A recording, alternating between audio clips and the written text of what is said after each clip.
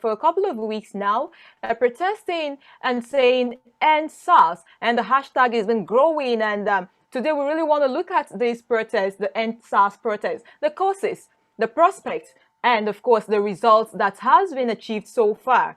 And to do justice to this discussion today, we've got some AF Dowell Mirin. He is the lead consultant, oil and gas, TET&ISM.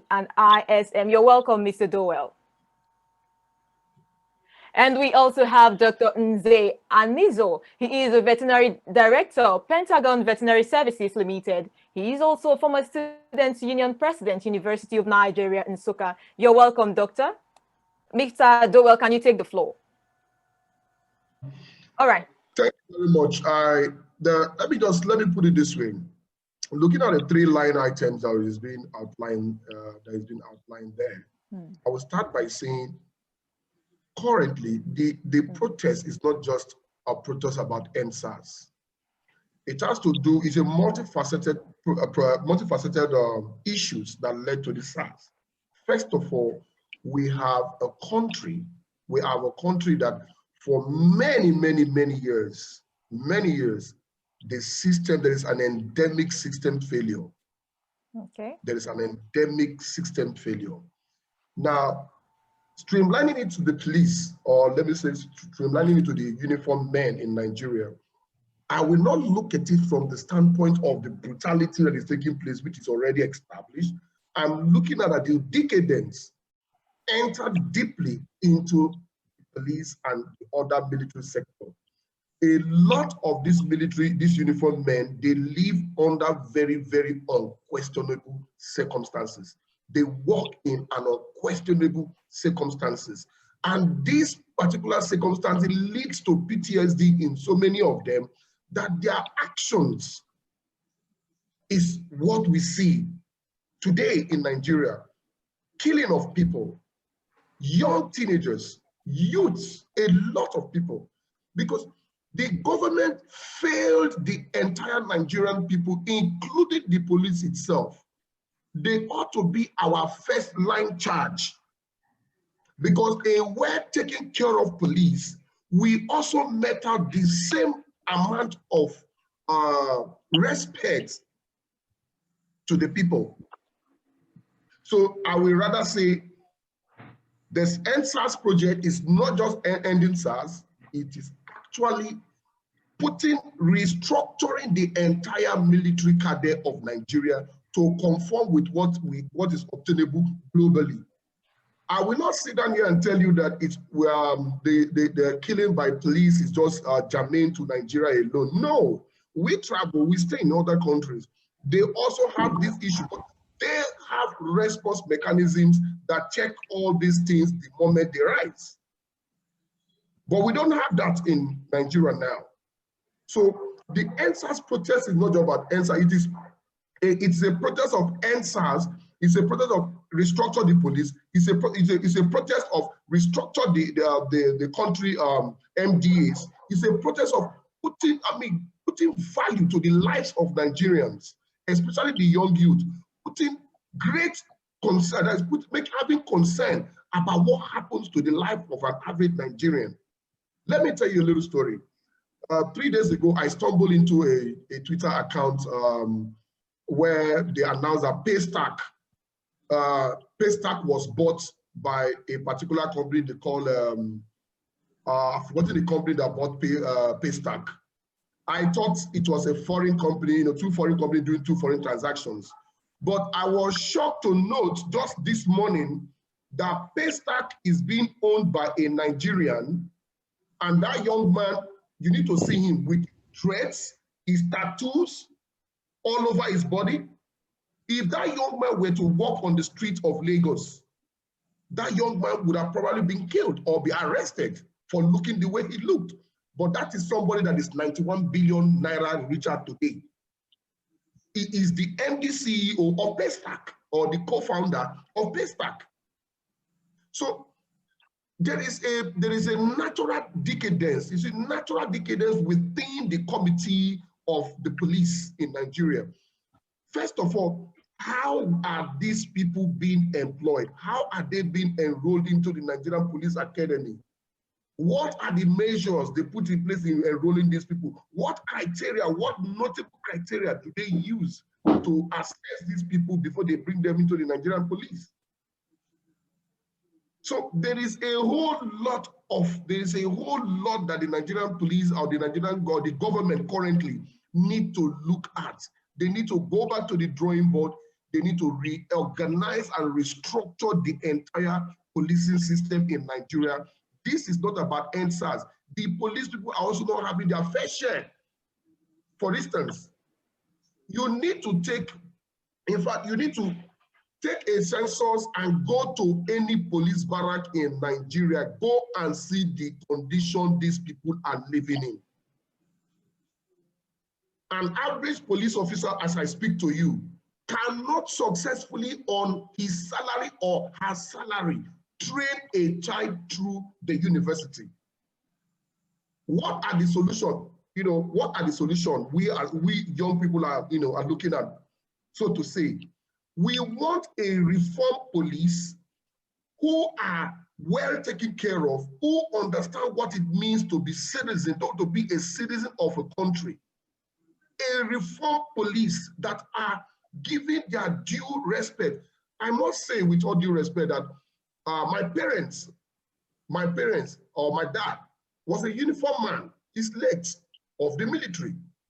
I know the condition these people live under. I know what these people go through.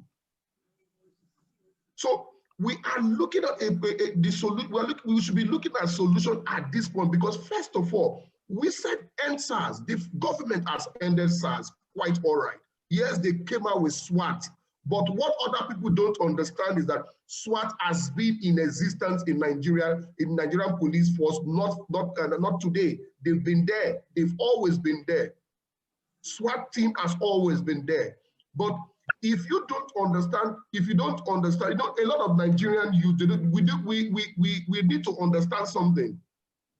If you look at the article that formulates the Nigerian police, when you disband a unit, it is important that another unit is created to cover for that unit that was created. That is the law establishing the police. That was why they rushed to create, they were quick to name SWAT team, because there is no vacuum in the policing system globally, no vacuum. But what I expected the government to do in this case, for the first time Nigerians are rising up, what I expect the government to do is, we ought to be seeing those people in Abuja flying from state to state, addressing Nigerians, ensuring that Nigerians are being spoken to, they are being pacified, and action is seen. One, what are the kind of action? All right, we have ended SARS. This is what we are going to do. Give us timeline, give us situation, schedules. This is what we are going to do. This is what we are going to do at this time. This is what we are going to do at this time. And this is a golden opportunity. If Mr. President is listening, or all his advisors are listening, this is a golden opportunity for them to rise up and speak to the Nigerians and do the needful. Because you need to see, I was listening to a young man, that young man should not be more than 27 or 30. He gave his own scenario that he was arrested in the farm and was tagged a ritual killer. No trial, no evidence, nobody, and was thrown to awaiting trial for 4 years. Awaiting trial for 4 years. You know, these are heart-wrenching things we hear all the time, because the police is not well structured. We've been clamoring restructuring of police before this incident happened. But when we have a centralized police system, no country can move forward by having a centralized police system, where we have an IG in Abuja that controls everything, and you hear the commissioner of police of the state will say, order from above. So we have to restructure the police through and through, human capacity-wise, intelligence-wise, cybercrime-wise, they need to be thoroughly overhauled. By the time they overhaul the police and put the right set of persons in the different terms of affair, and also upgrade the living standard of Nigerian police, you all will agree with me, it is not everybody that is in Nigerian police that is a killer. Some of them are good people. But the issue is that the condition to which they work, it makes them, it turns them to animals. So let us look for the root cause. There is a root cause of this issue.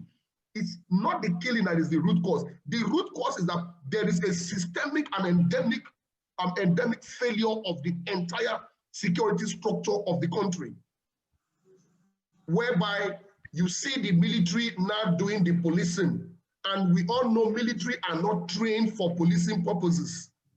The only thing a military man knows is to cock his gun and shoot. So it is important we look at these basic facts very, very careful. And I think I'll make this submission and give Dr. Nze and Anizor his own it's time to chip in his opinion. You actually have worked with the exact 10 minutes. Let's have Dr. Nze come in, please. Dr. Nze, are you still with us? Yes, I am. Thank you, Lydia. You're welcome. Thank you, Dowell, for what I consider a well thought out and wonderful presentation. When we talk about you want to address the causes of the present protests we're having, it will be difficult to pin down one factor.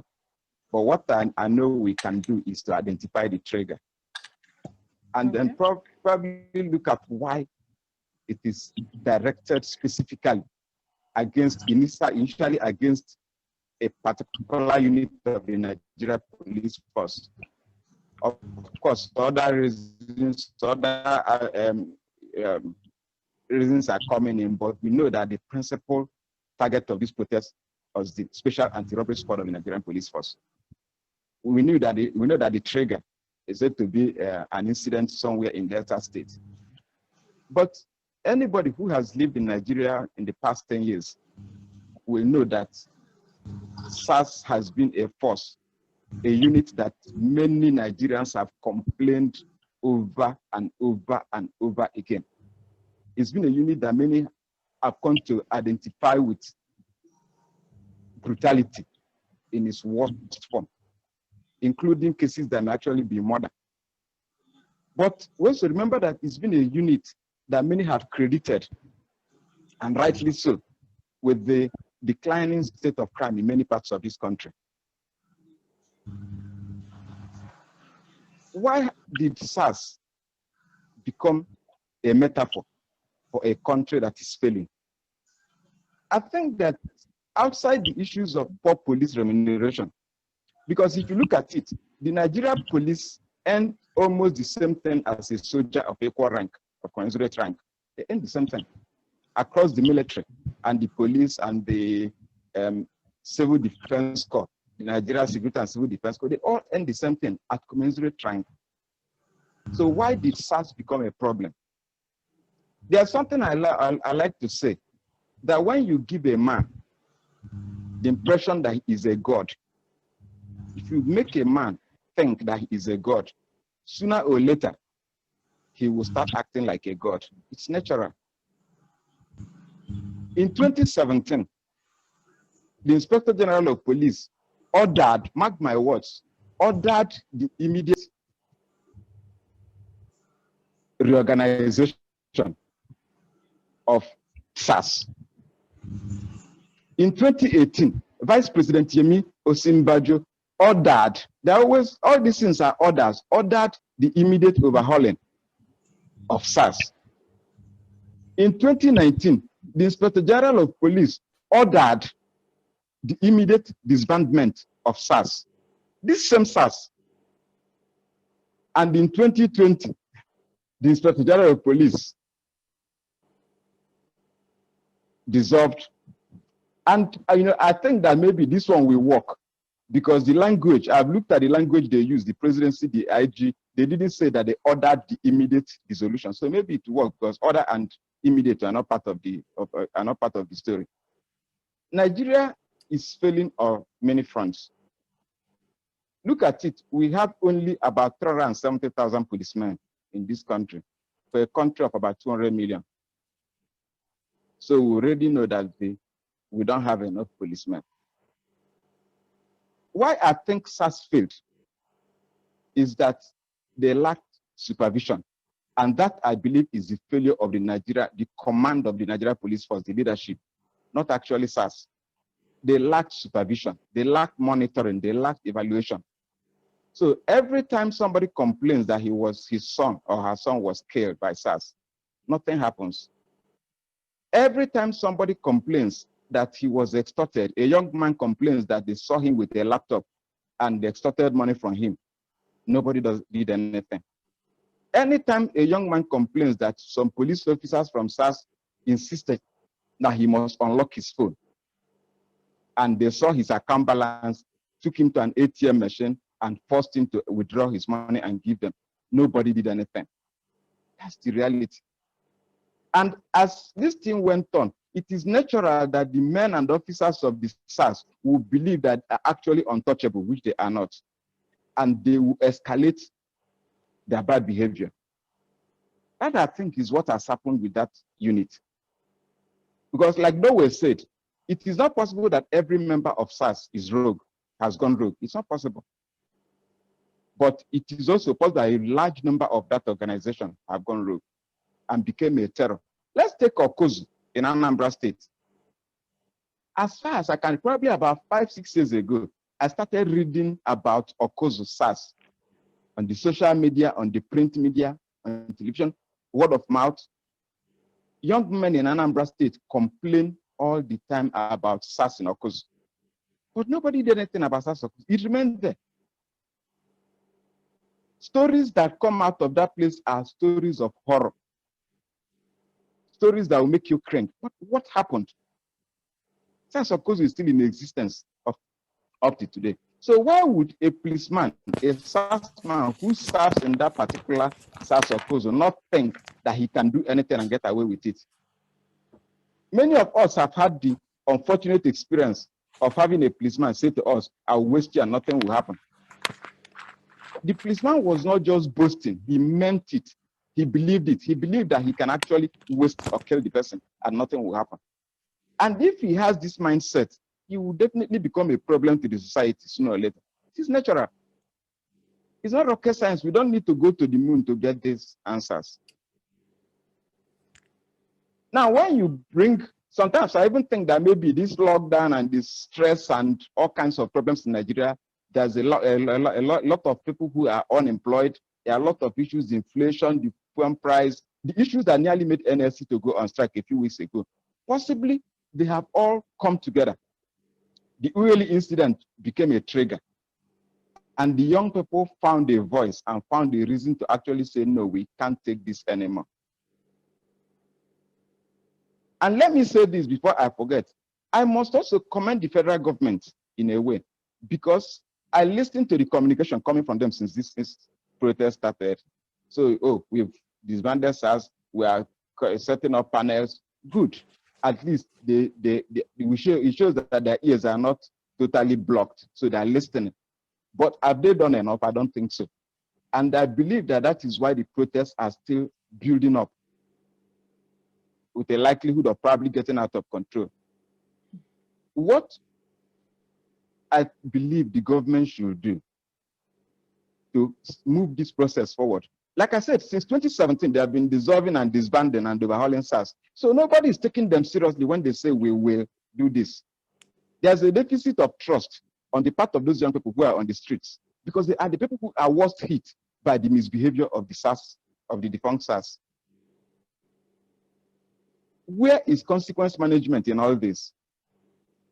If you watch on Twitter, you will see that a lot of people have called names, sharing photographs of policemen they can identify with particular crimes. So I believe that if the government wants the young people to take it seriously, what it should do is to start a process of consequences for those who have done these things. who have committed these atrocious crimes to citizens of Nigeria. It is for the government to start a process, not we will, because they will not believe the government, because they have heard we will too many times. And so they say, look, these people are lying to us. These people are toying with us. These people think that we are jokers. And having commended the government, I'm also commend the protesters. You see, it is difficult for any person to stand against a protest against brutality. Whether it is brutality, whatever it may be, it is difficult to say we are protesting against brutality and somebody will say, no, I will not support it. So in this wise, I think they did, it was excellent. The mantra they are using is excellent. Brutality against SARS police brutality. And they have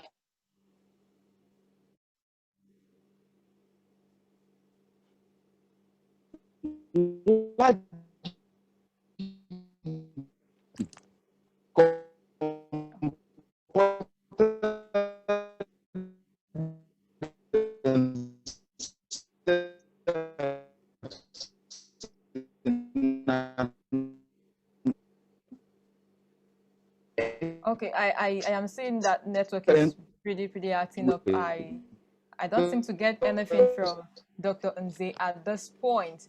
And so we'll quickly start our questions. And of course, you know how we roll. You can ask your I'm questions. feeling out at the way they have been able to manage this protest. I watched it highly. Are you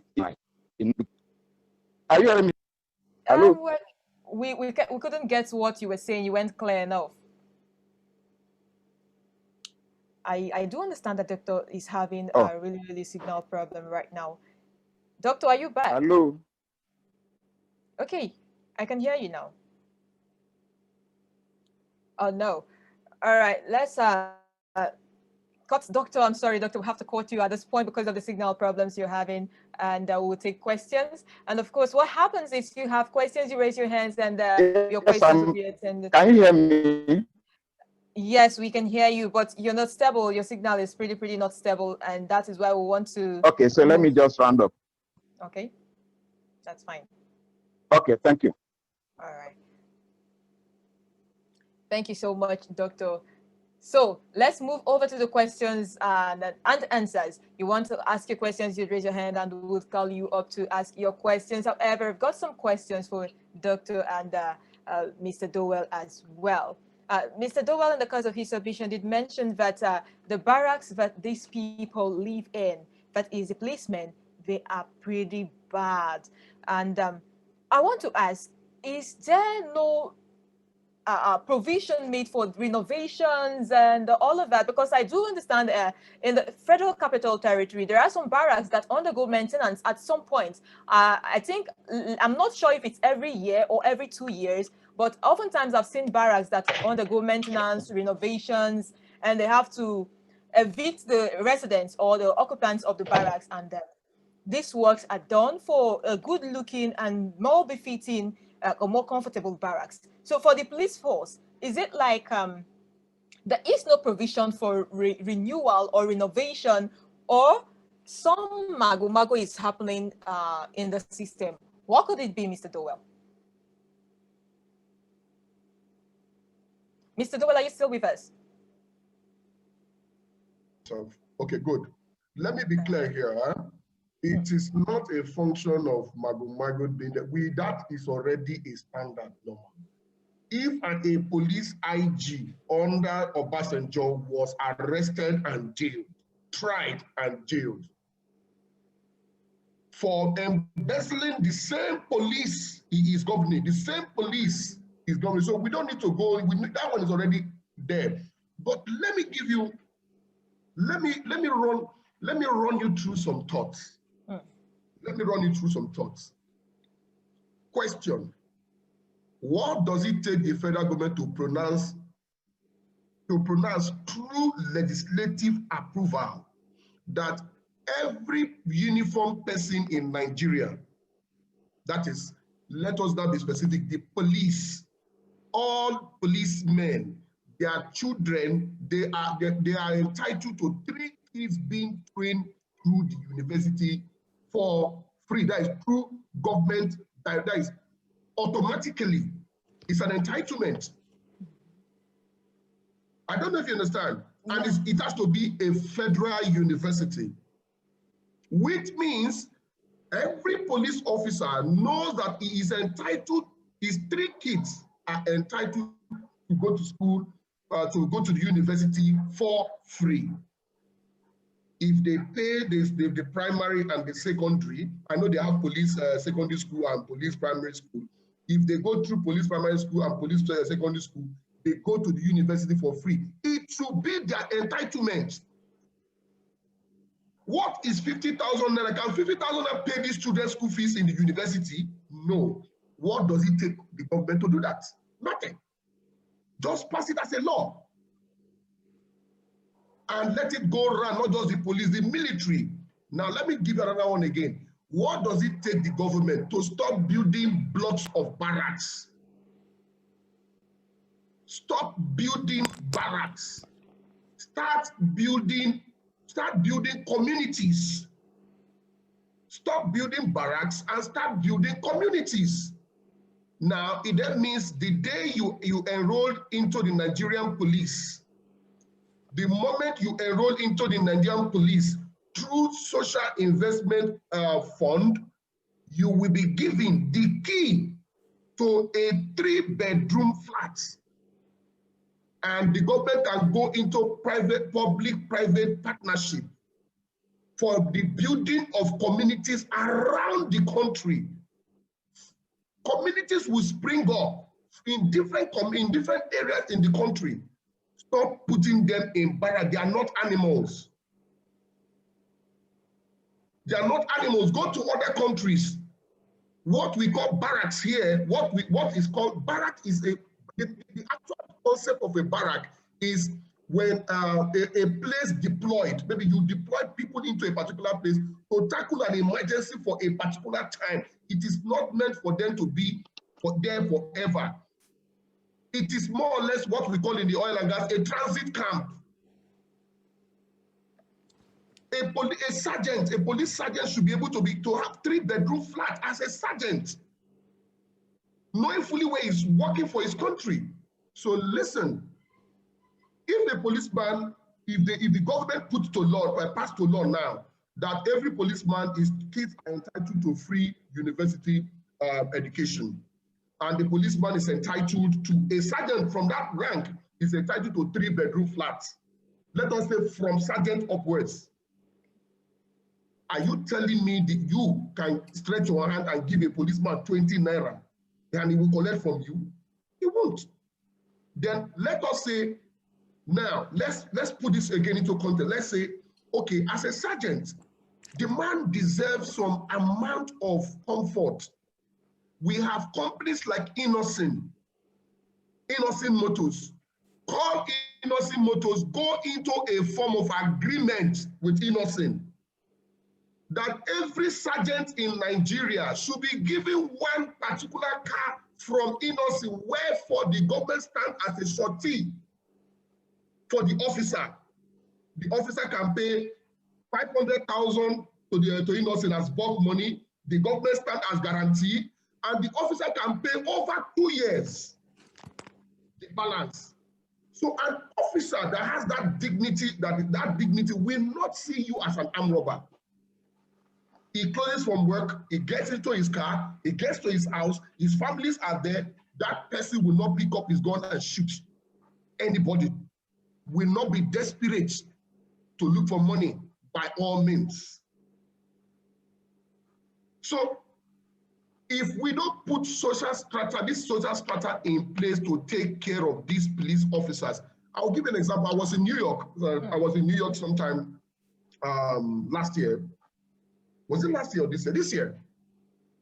Yes, it's this year. I was in New York sometime this year, and I went into a restaurant, and two uniform military guys walked in. And there was a queue. You know, it's like a fast food restaurant. There was a queue. These two military guys were in the queue with their badges and everything. They were in the queue. But do you know what happened? My greatest amazement, everybody saw them and they started clapping for them, and they gave them the privilege of going straight to the counter, get their food, and leave. And the guy brought that money to pay. And the owner said no. The manager, so to say, said no. For free, anything for my uniform men. Wow, that's awesome. Thank you so much. You've really done justice to that question. And remember, you can, I am seeing McDowell's hands up. I wouldn't know if this, you're asking and you're answering as well. No, I didn't. Maybe we'll come back to that. All right, I just saw your hands up. Okay, let's see some two participants raise their hand. Happy Mene as well. Happy Mene, just hang in there for one moment. We'll take your questions. For those who are just joining us on Facebook, on YouTube, and on Instagram, you can follow Elombah TV on Instagram, like our Facebook page, follow us and subscribe to our channel on YouTube so that you'd get every information on all of our interactions, our discussions as they come. This is Elombah TV once again, and Angel Lady is on right here. Today, we're looking at the NSAS protests, the root cause, the prospects, and the results so far. Now, this protest has been on for 2 weeks thereabout. Yes. Now, what do you think? Is it likely going to stop? Do you think it's gone for too long and it's time for the protest to stop? Let me put it this way. When you say it is gone for too long, this country has, for too long, the Nigerian youth has been wronged. But I must say, at a point in time, if the government, if we've seen the government, the leader, the person that the buck stops in his table, if what I want to see is the president can, at this time around, I expect the president to be addressing Nigerians on a daily basis. The man should be addressing Nigeria on a daily basis. The publicity, the press team are doing a bad job, a very big time. In fact, they are culprits in this matter. The press team of the president, the people that hold brief for the president, they are not doing their job. What I expect them to do at this hour is they should be seen to be creating Zoom meetings on a daily basis for the president, Twitter meeting on a daily basis for the president, press releases from the government, press releases in every issue. Join the people, let them know that you're with them, tell them you are with them in the protest. Show some level of concern and ice the cake by flying down, speak to your children. Okay, thank you so much. Now, this is for Doctor. Doctor, are you still here with us? Yes, I'm here. Thank you. All right, thank you so much, Doctor. Doctor, so far, the disbandment of SARS has been announced and the protest is still on. Do you think the results gotten are encouraging, or we've not started? What's your take? Thank you. The result is encouraging, for sure. And like I said earlier, government has announced disbandment of SARS in the past, and nothing happened. As last year it was announced. So if it was disbanded last year, which SARS was just disbanded this time. So there's, like I said, there's a deficit of trust. The government has to show the young people who are protesting that it is to be trusted. And that's why I think that's why they are still out in the streets, because they do not believe. You know, I read the comments, the conversations on Twitter. So you see some people say, oh, I think it's time we close this. Government has done this. And some other people say, how do we know that if we go back home, that the government will not renege on what it has said, like it has done in the past? So the onus is on the government as the leader in this instance to take more steps forward, to show that they are not, the people who are protesting are not adversaries of government.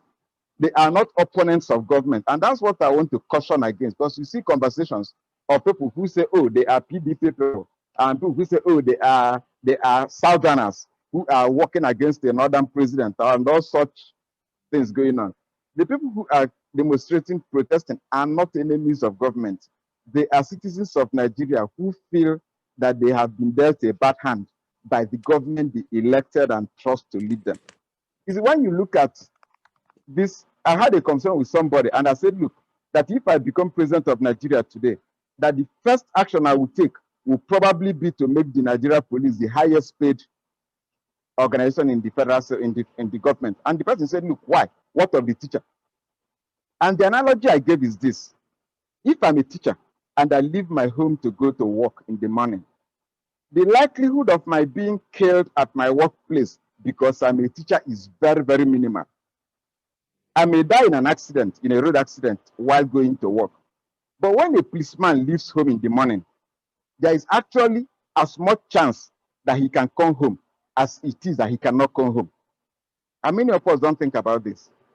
Every time a policeman steps out of his home to go to work, there is a very high chance that he will not make it home that day. Not in a vehicle accident, but because somebody killed him because he is protecting me and every other Nigerian. And I believe that for people who do this, for people who lay their lives on the line every single day they go to work, they deserve better than we treat them. And I think that because we don't treat them right, there is an anger. That's what I believe, that there is an anger in the policeman. And that anger, Dowell talked about post-traumatic stress disorder. That anger keeps him on edge at all times. So it's easy for him to basically blow over and do something that we call an atrocity later. Because we must look at this thing holistically. Yes, these things have happened.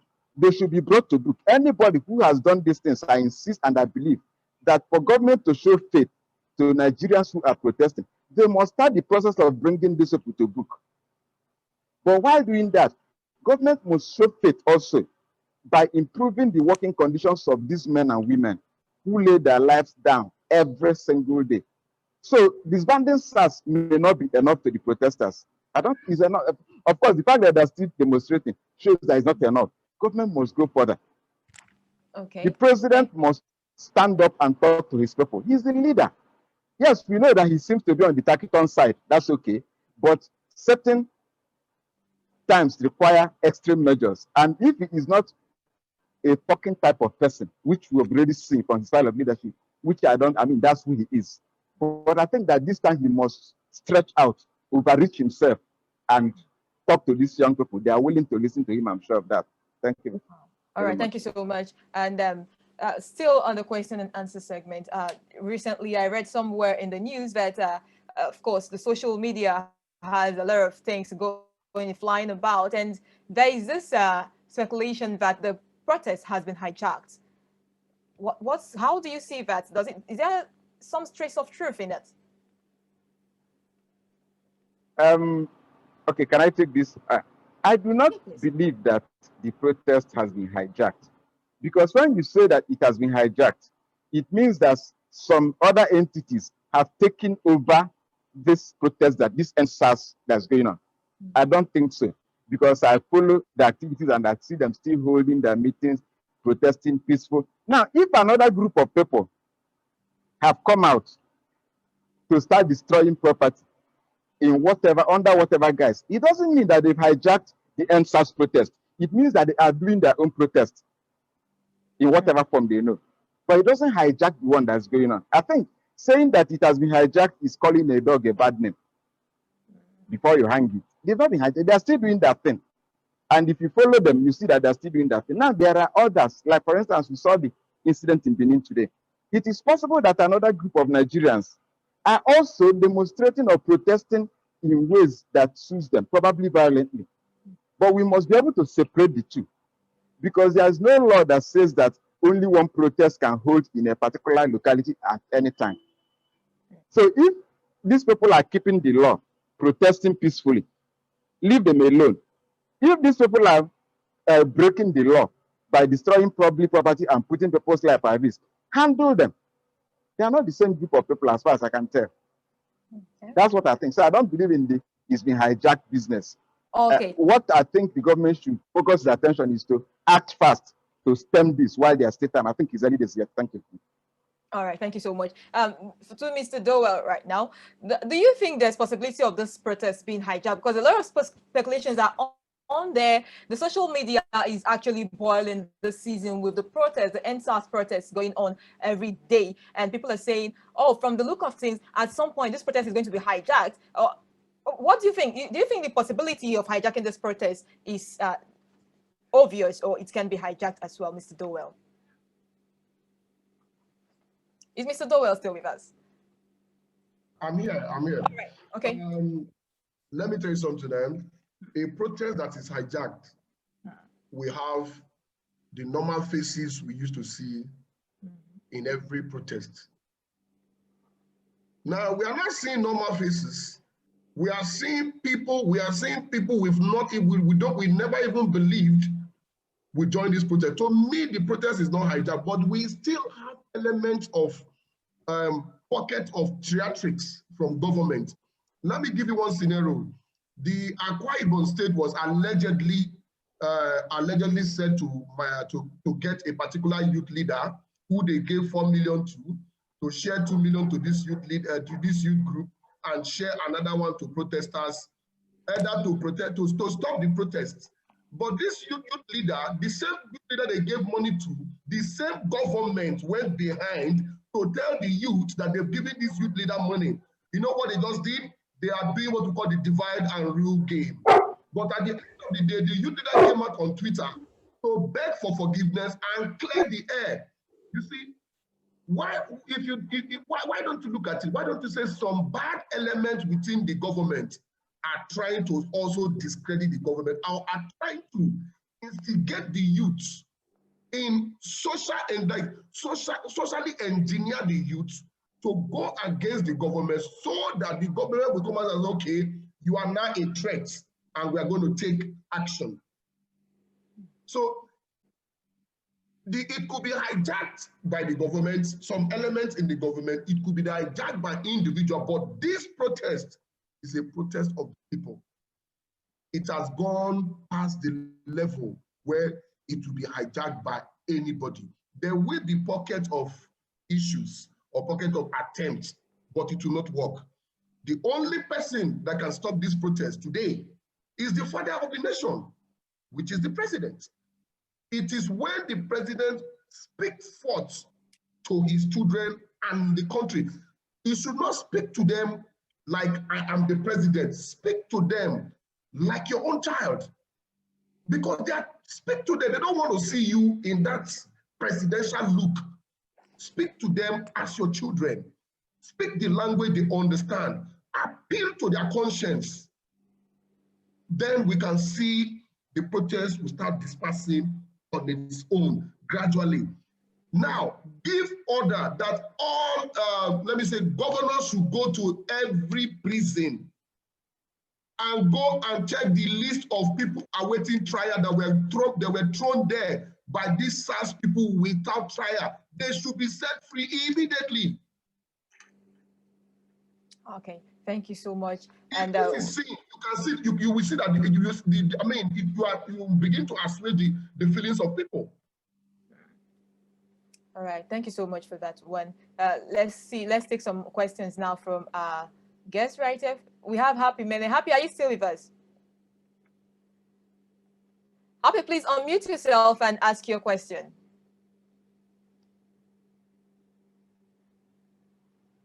I don't know if Happy can hear us.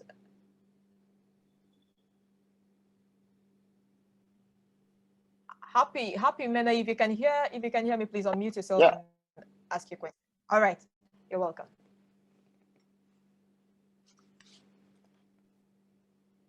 Happy, please, you have to unmute yourself. I've done that. All right, you went back mute again, and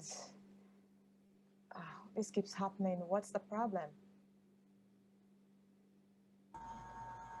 Okay. Okay, Happy, please unmute yourself, because I think what happens is I try to unmute you, then you both of us clash at the same time. Okay. So, Happy Minute, please unmute yourself now. Let me allow you to do it. I'm thinking if he's still here. Is he still there? I doubt. He's no longer here. Maybe the signal from his end isn't strong enough to carry through. Hello, Okay, hello, yes, hello. Can you hear me? Can you hear me now? Go ahead. Yes, we can hear you. Yes, yes, please. Yeah, good evening. I said I want to Very thank good. the organizer of this meeting. Can you hear me very well? Yes, very well. Yeah, I don't really want to ask a question. I just want to thank the Nigerian youth for what is going on. I'm so impressed, to be very honest. And I drive the road every day. I'm a Nigerian. I'm a citizen of this country. I have one-on-one contact with the police every day. What is happening in this country is not even a protest. I think it's a revolution. I just want to make my own contribution to say that the president of this country should handle this matter properly. Because if you know what sacks are done to people in this country, there's a group of people in Sapele like 2 days ago. One guy gathered some hoodmen, give them placards, was saying he wants sacks. Because I know him very well here. He's the one working with the sacks, oppressing these young men. If you are seeing this country today, the police, like what the police, they are not. If you like, give Nigeria police 1 billion naira. If they are not properly, if there's no reform, if they are not properly trained, the Nigeria police is still the Nigeria police. So I want to thank the organizer, and also I know that this protest, by the special grace of God, if they even decide to, nobody has jacked the protest. I was in Benin today. I saw what is going on. If people are protesting, you are sending some military people to intimidate them. People, they are being intimidated. Every youth of this country is angry. This is the first time in this country that you can see a protest go on all over the state. Nobody demand for 1 naira. Nobody say, come and give me 1 naira. The youth are tired. They're tired of this country.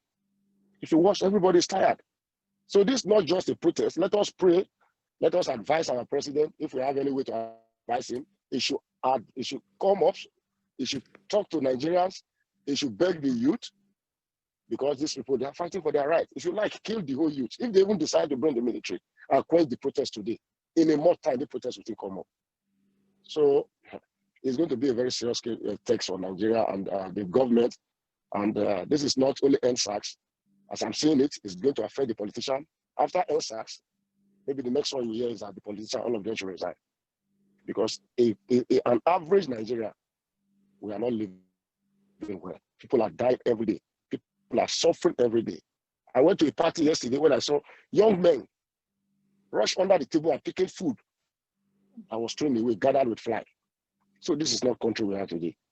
So I want to thank the organizers. I want to thank you very much. Thank you. I don't have much to say. I only want to say because there was a day, if I want to put this story, I was in Benin. This is the same SAS. Stopped me, entered my car, hold my 2 phones. I asked them, did I look like a criminal? I said, what's the problem? They said I should open my phone. Because I'm a unionist. I know my rights. I told them, I said, if you touch this phone, I will put your uniform. He was not afraid. I said, who are you? I said, I don't have to tell you I am. I said, but you can't open my phone. People are dying every day. My friend came from America last year. He was going to the airport to fly from Benin to Lagos. The same SAS, all this man there, took him to the cash point, and you have to withdraw, open his phone, he has to give them 300,000. We put it on the social media. We reported to the police. Nothing is done. So I want to thank you. I want to thank the organizer very well. And my advice again is that let the government do their best. Let them try and talk to the youth, because I'm seeing a revolution coming up. Thank you very much. Thank you so much for that one. And If I may ask a question to okay, our guests tonight, they have mentioned that the government has not gone far enough in dealing with the problem. Dowell has also agreed that they have not gone far enough. My question is, do you think that the entire police hierarchy should be sacked?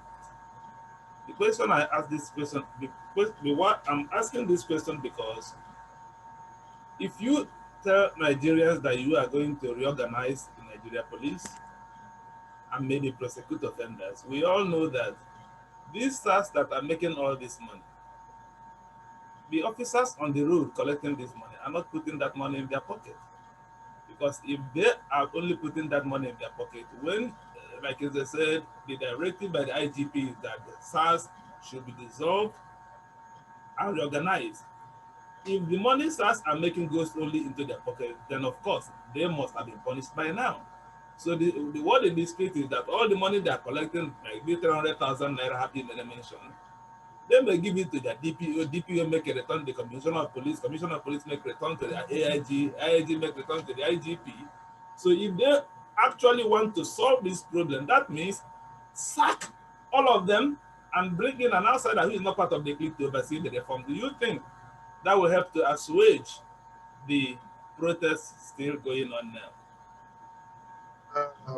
You know, where you said sack all of them, you know, and why I laughed, because in, like I said earlier, in policing globally, you cannot wipe out an entire police department. What you can do is you can overhaul. You cannot wipe, there is no vacuum in policing. But I can tell you this, I can tell you what is possible. What is possible is let them fuse certain caliber of civil training that is being given in Jaji to officers. They should incorporate similar model for the police to give them a sense of understanding of how they should, you know, work within the committee of within the public.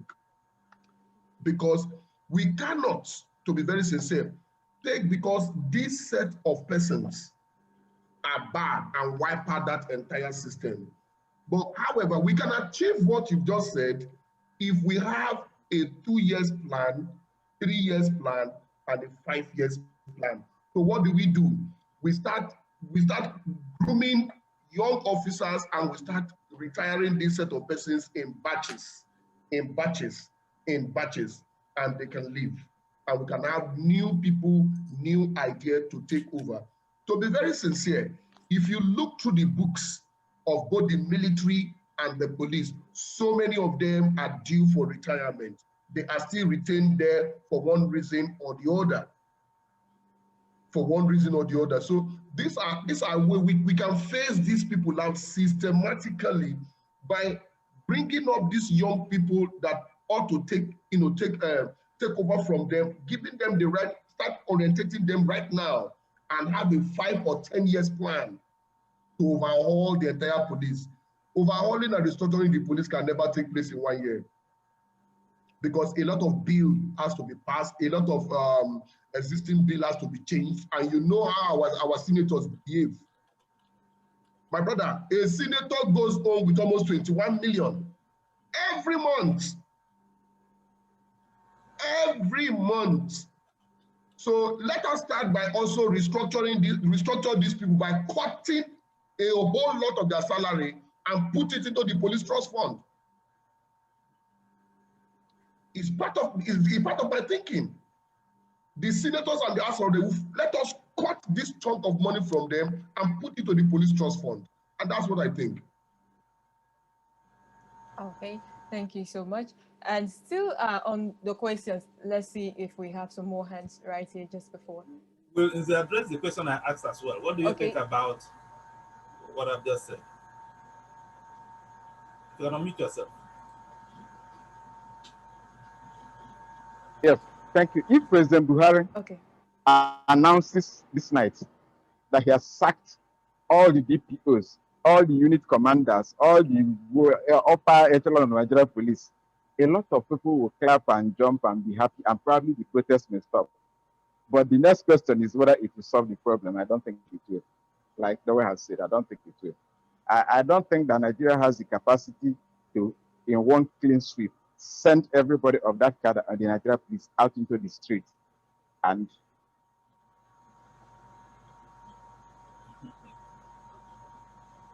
we will survive it. I don't think so. What I insist that what they have lacked, that what has brought us to this pass, is that nobody was monitoring or evaluating this person. And you know that in the forces, they tend to protect themselves, not just in Nigeria. Whether it is in Nigeria or in other person, they are like a fraternity, like a brothers. So if one has done wrong, the tendency is that every other person will build a space, a wall around him, and try to keep him safe. It's natural because they face death together. they go into situations where they can lose their lives together. So there's a close-knit bond built among members. But we must have a system that vises consequences on those who are of policemen. But increasing salary is not enough. Sacking every top echelon member is not enough. We must put a structure in place that makes sure that those, the errant ones, pay the price for the behavior, so that others will learn, so that those who they police, those of us who they police,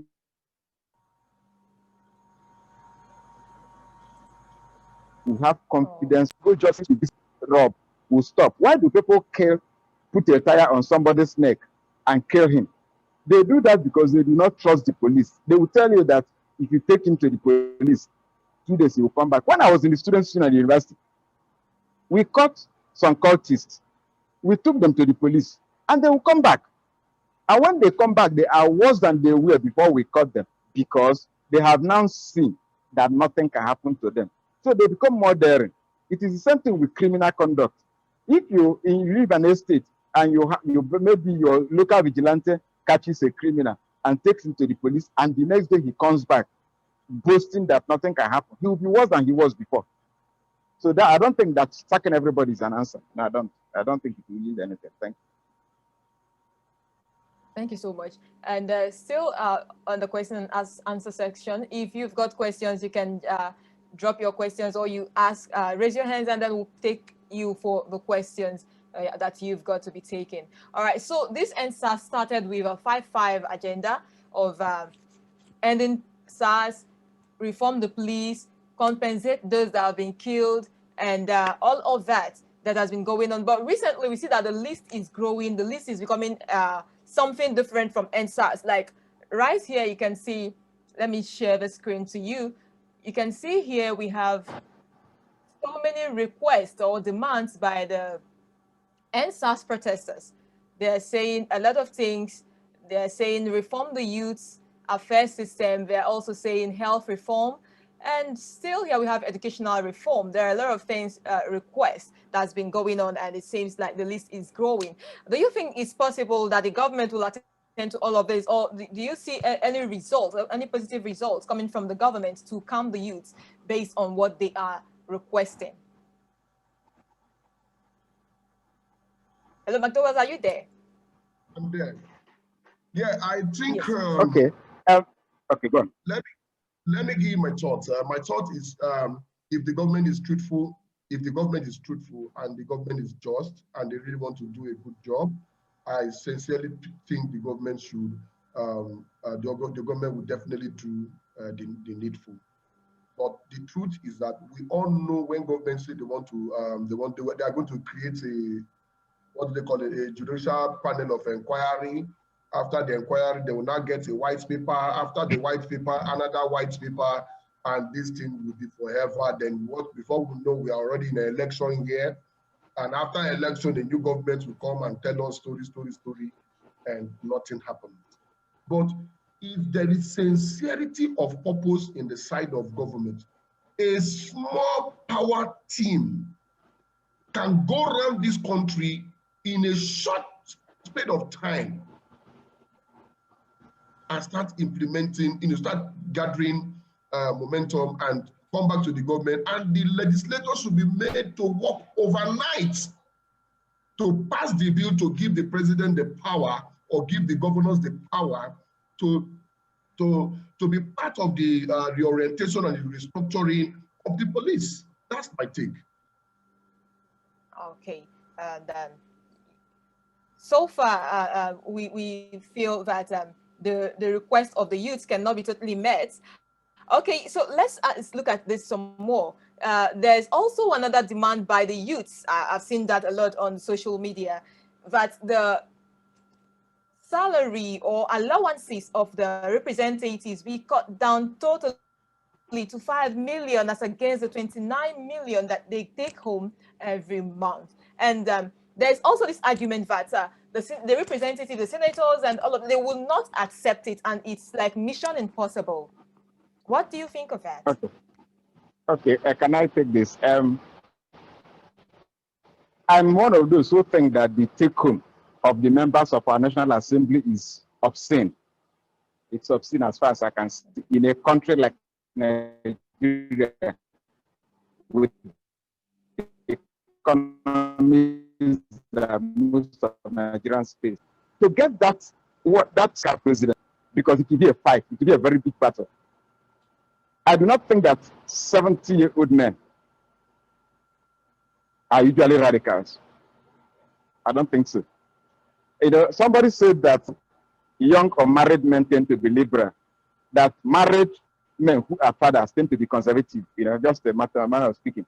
I do not think that this president or any president in his age group will be radical enough to take those actions that can get that House of National Assembly salaries down. Because any president who fights strongly for this will likely face impeachment. Because those same people you are trying to cut their salary will gather themselves together and throw you out of office. Who will save this president when this time comes? It will be same young people, because they can actually march on the National Assembly, basically. So, but the point is, will this president, and I'm not talking about Buhari as a person, will this president or any other president in his group be able to do this? I don't think it's possible. I doubt that he will ever be able to accomplish it. And I think that anybody who is expecting that under the ages we vote into office to lead us, that we can get this kind of radical move. So it'll be a tough, very tough battle to get this done. People don't want to lose the honey that's in their mouth. They will fight, they will shriek, they will bite you, they will pinch you, they will look for that guy, they will look for all kinds of things. And to be able to do it, you will be ready to fight. And that fight will be a long one. I don't think this government has the energy for that. And I think if anybody says that reducing the salary of the National Assembly will be what will cause this protest to stop, then I can fairly bet that the protest will last a very, very long time. And meanwhile, let me close with this. As long as the government allows this protest to go on, the needs of the young people will keep on multiplying. Every single day that this protest lasts, they will find something else they want. It's a natural thing. So thank you very much. Thank you so much for that. Okay, sorry, please. I think there is a name here, A.F. Dowell Mirin, that has been raising up his hand for a long time. Yes, his hand has been up. So you can come in, please. That is me. No, that's me. I mistakenly clicked it. Sorry? Oh, okay. Okay. I also right. received a message. Someone said he has been raising up his hand for a long time, and we haven't called him. So is Ibezima Ibezima there? His name is Anya Ibezima. Are you there? I can't see you. Anya Ibezima. Can't see you there. What happened? I'm also looking out for that name and it's not here. Maybe he dropped the message and something happened along the line. He was off. All right. So for those who are just joining us, this is Elombah Television, and you can subscribe to our YouTube channel so that you'd get every of our posts and all of our videos as they drop. Like our Facebook page and follow us on Instagram at Elombah Television. Today, we've been talking about the NSAS protest that's been going on for a couple of weeks, and we looked at the root cause of the protest, the prospects, and the results so far. And talking about this, we've got A.F. Dowell Mirin right here, and we also have Dr. Anizor, and they've done wonderfully well too.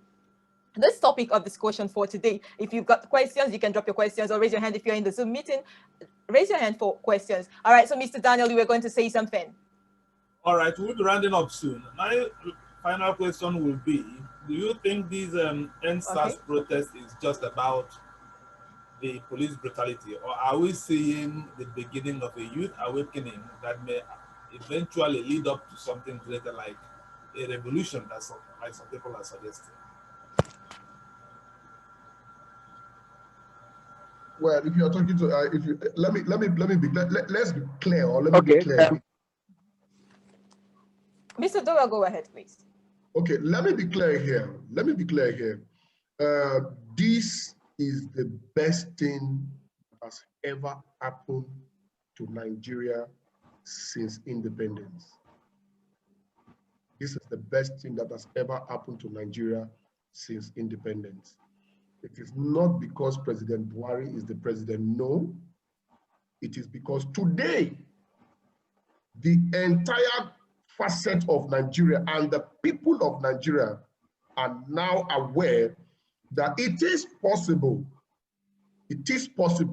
for Nigerians or for we as Nigerians to take back our country from any president or any set of people ruling us if they are not doing the right things.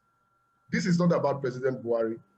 Like I always say, the truth is that the Mr. President is more or less a manager. He has, it's more or less, yes, it's more or less a manager. He has other managers under him working. If the managers under him are not doing the right thing, don't expect the general manager to have a good record. The truth is, if the managers under the general manager are very, very, very, very sincere and smart people and straightforward, upright, and very cerebral, then the general manager will have a good KPI. The failure and the success of President Buhari's government is dependent on the set of people that he's working with.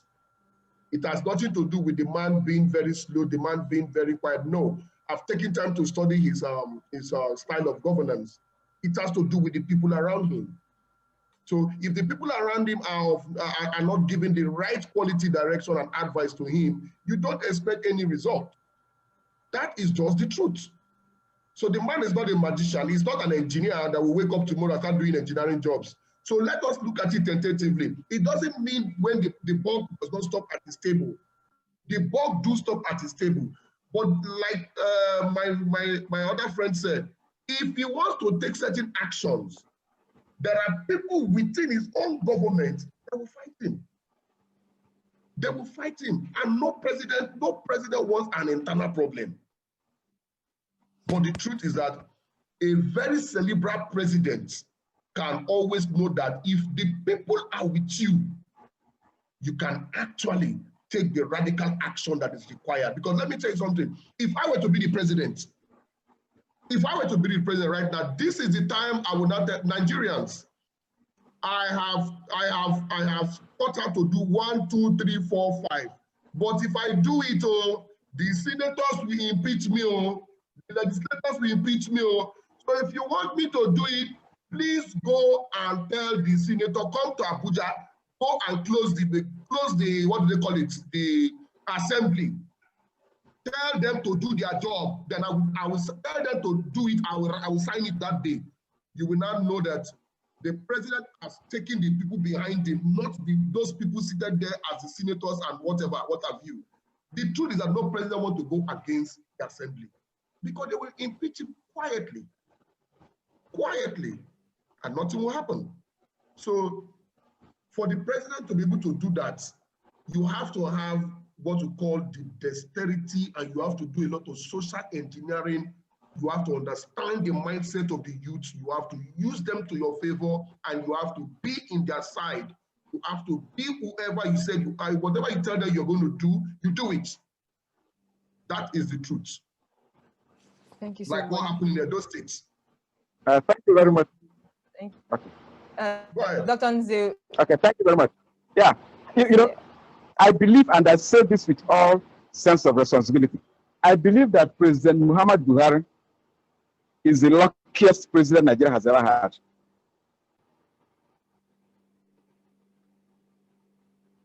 And this is an opportunity I will not miss if I were him. If I were the president of Nigeria under these circumstances, I will buy drinks for those young people who are out in the street protesting. Because what they have done, you know, normally they will say, oh, we normally tend to say, oh, if the president wants to do this, National Assembly, like I said earlier, if he makes a move on the emoluments of the assembly, he's likely going to face all kinds of threats, impeachment, stopping his bills, making life difficult for him. But this is a president who has suddenly seen a large mass of Nigeria's young people, the most active sectors of our population, saying, do this and make us happy, and we'll back you. So if I were the president, this is the best time. He was voted. Let's remember that Muhammad Buhari was voted on the anthem of change. And change means reform. This president was voted, campaigned on reforms. And Nigerians made him president because he promised them that he will reform Nigeria and make it better. Before he became president, he talked about subsidy. It took him 5 years to end this. And he ended it after 5 years because fortune smiled on him and Nigeria ran out of money. If Nigeria was still financially buoyant, subsidy would still be there today. He couldn't even do it. Probably because, as far as I can see, he doesn't have the courage to do that particular thing. But the young people have given him the courage today. They have said, Mr. President, do these reforms you have promised us 5 years ago, and we will stand with you. So what is stopping him? So instead of fighting the young people or thinking that they are adversaries, like I said in my Facebook post, this is the worst time for the president of Nigeria to listen to hawks who will be telling him, do this, dispense them, kill them. They are PDP, they are Easterners, they are Christians, all that nonsense. This is the time for the president to put on his thinking cap and understand that he is standing at the cusp of history. Look at these young people, talk with them, and start reforming this country, because we all know nobody in Nigeria deceives himself that anything is going well. Even those in the presidency, they know Nigeria is not going well. But he has an opportunity, and it will be to his disadvantage and detriment as far as history is concerned if he loses this opportunity. Listen to what the people you lead are saying. Start doing those reforms. You can't accomplish all of them in 2 years, but start the process. So that 10 years from today, we will say, when President Buhari was in power, we started Nigeria on this march to prosperity and progress. That is my take on this particular question you asked, Daniel. Thank you very much. Thank you so much. I see Vivian, her hands up. Vivian, are you still with us so that you can unmute yourself and ask or make your contribution, please? Vivian, are you still with us?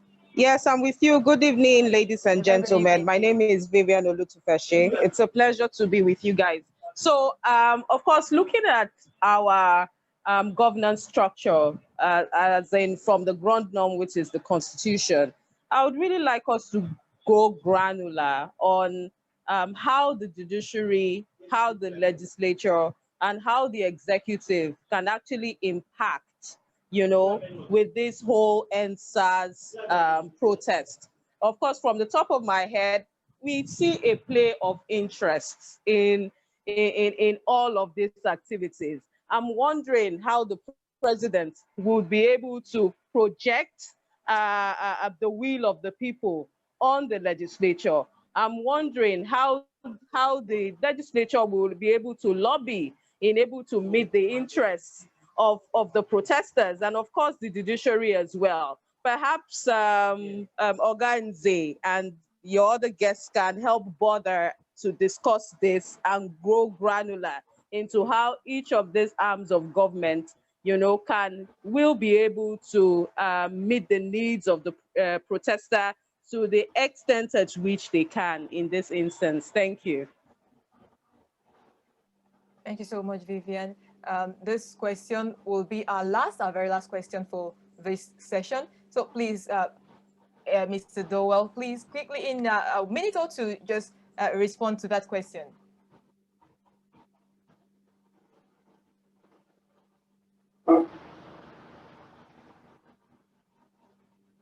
Hello, Mr. Anze, you want to come first? Okay, in 1 minute or two, just respond to the question. Thank you very much.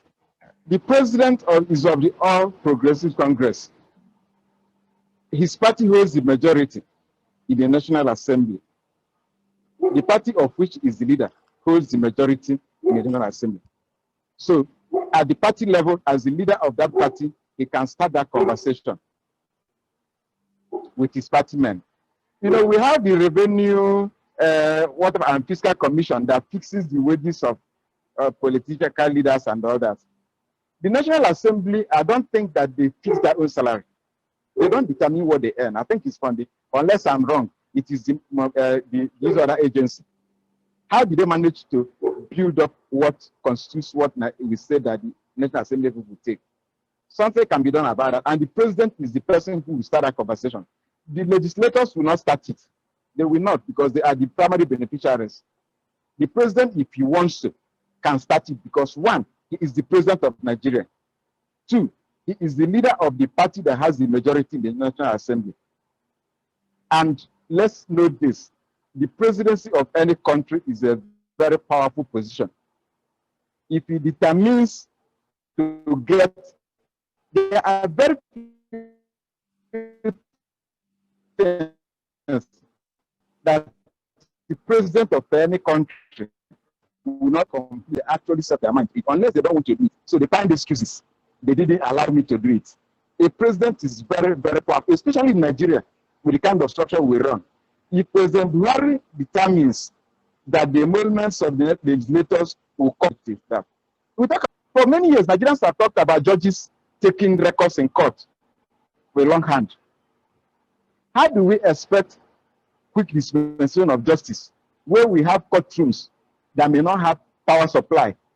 What does it cost to provide power to our courtrooms? So we can't sit and blame judges take bribe. This happens. So put the systems in place. You are the leader. All right. Because as this, Chinua Achebe, let me close with this Chinua Achebe. So if we remember, the problem of Nigeria is clearly that of leadership. There is nothing wrong with our air or our water or any other thing. It is all that our leaders find it difficult to rise to the challenge and responsibility of personal example. Once they take that example, the rest will follow. Thank you very much.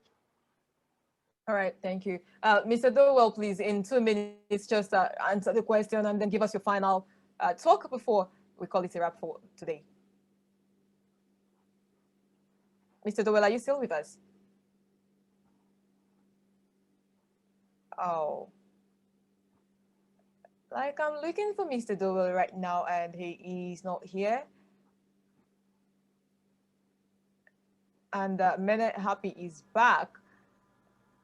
Honestly, if we want to talk on this, we can stay all day because it's a topic that everyone wants to really talk on. And yeah, our time is up, so but our time will not permit us to go into details. And I really want to thank Mr. Dowell in absentia and also Mr. Dr. Nze. Actually, he is Dr. Nze Anizor, for coming around to do justice to this question. I'm thinking Mene is still raising his hands up. Mene, if you can, in 1 minute, say what you want to say, please. In 1 minute, please unmute yourself and make your submission in 1 minute, Mr. Mene. Happy. Okay, he can't even hear me. Mr. Mene, are you there? Unmute yourself, Mene Happy, please. Okay, obviously you can't hear me. Can you hear me now? Yes, I can hear you, please. Yeah, in 1 minute, please. Yes, thank you very much for giving me this opportunity again. If the president of the country is afraid of impeachment, like what doctor said, I think that is not nice at all. A leader of a country, a father of a country, if President Buhari have love for this country, he should forget about his personal interest and think about the interests of Nigerians. If the Buhari do the right thing and the National House of Assembly and the Senator impeach him, a president that loves his country can resign to make his country better. He can sacrifice to make the people of this country happy. So it's not by impeaching him. People talk about to impeach the president. If the president is impeached and all we Nigerians, that it was because of our interest, the president is impeached. It is in the record. That is just what I want to say now. Thank you. Okay, thank you so much. I'd really like to say thank you to Dr. Nze Anizor for your time being here and all your submissions, and also to Mr. Dowell Mirin. Thank you so much for showing up. We appreciate you. We are grateful, and we do hope that when next we call on you, you will respond and come, of course, to our discussion sections as well. And to everyone who will see this video after now, we appreciate you for even stumbling on our video. We are grateful, and we would say subscribe to our YouTube channel so that you can always get all of our videos. Just click on the notification button and you'll be notified when we post our videos. And also follow us on Instagram and on Facebook, like our page so that you'll be abreast with all of our information. From me and Jolly, I'm saying thank you so much and have yourselves a splendid night rest. Bye now. Thank you very much.